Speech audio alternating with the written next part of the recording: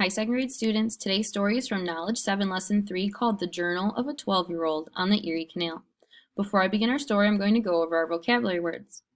Our first vocabulary word for today's story is the word freight. Repeat after me. Freight. Freight are goods that are moved from one place to another by ship, train, truck, or airplane. Our second vocabulary word is the word tow. Say tow. Tow means to pull or to haul something. Our last vocabulary word is the word transport. Say transport. Transport means to carry or move from one place to another. Pa and I have been making our way along the Erie Canal from Albany to Buffalo today at a good, steady pace. We're traveling on our brand new flatboat. A flatboat is a big, flat boat on which we carry goods and products along the Erie Canal. Well, to be honest, the flatboat isn't quite ours yet, but almost.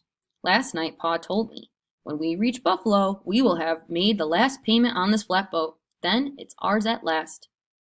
You see, we made a deal with Mr. Franklin that every time we take the flatboat up and back for him, part of our pay goes toward buying the flatboat for ourselves.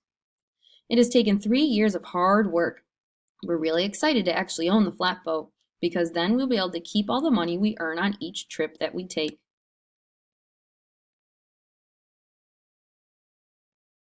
Ma and Sis are waiting for us in Buffalo. I can't wait to see them again. I love being on the flatboat with Pa, but all the work we do makes us really tired. The thing is, I don't know how exactly many more days it will take us to get to Buffalo. It depends on how much of the freight we sell along the way. The more we sell, the less the flatboat will weigh, and the faster we'll be able to travel. Sometimes a store owner or manufacturer of some town or village asks to add his products onto our flatboat. Every time we take more goods on board, it slows down our travel. My favorite part of helping Pa is that I get to care for the mules. We have such a big flatboat that it takes 3 mules to tow or to pull it. They walk on the towpath next to the canal and pull the ropes that are connected to the flatboat. Some smaller flatboats along the canal are 1-mule flatboats, or sometimes horses or oxen can do the pulling. Before folks built the Erie Canal, it took longer to move things from the east westward. Because a flatboat floats on water, it's much easier to transport freight like coal and wood. Plus, you don't need to worry about a wagon wheel breaking along the trail. Not only that, it costs less money to travel on the canals than over land. Pa says for every dollar it used to cost to travel on land, it now only costs us about a dime to travel on the canal's water. Because the canal made it so much easier and faster to head westward, many people move west to farm or build new cities.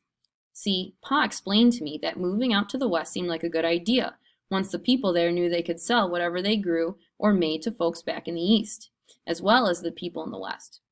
It's amazing how much the Erie Canal changed things here. It's hard to imagine a time ever without it. Lucky for us, today was a really great day for traveling up the canal.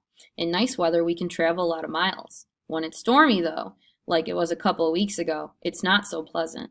It was snowing so much we nearly had to stop right where we were. The snow was coming down so heavily you couldn't see your hand if you held it out right in front of you. Fortunately, our mules are always able to stay on the path, even in a snowstorm, so I just let them lead the way and they bring us safely to the next town. Anyway, I think that's about it for now. I'm pretty tired after all the work I've done today. I think it's time for me to get some sleep, so I'm ready to work on the flatboat tomorrow.